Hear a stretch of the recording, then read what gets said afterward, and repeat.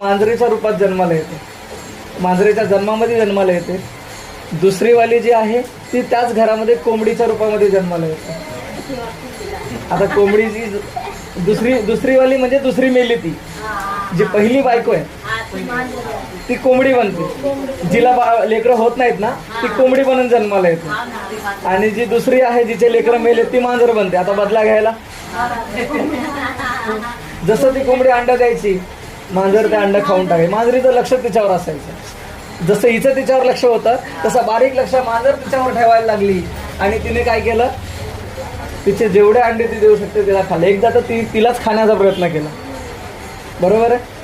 हळूहळू कालांतराने कोंबडी किती वर्ष जगणार आहे, ती मरते. मांजर किती वेळ जगणार आहे, ती मरून जाते.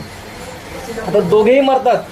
त्यावेळेस ती कोंबडी जी आहे, जिनं आपले अंडे गमावलेत, जिनं आपला जीव गमावलाय, ती एकदम जीवाच्या आकंताने तिला श्राप देते मांजरीला की मी तुला असेच सोडणार नाही, तू माझे अंडे खाल्लेस, हे केलं, आता मी तुला असेच सोडणार नाही.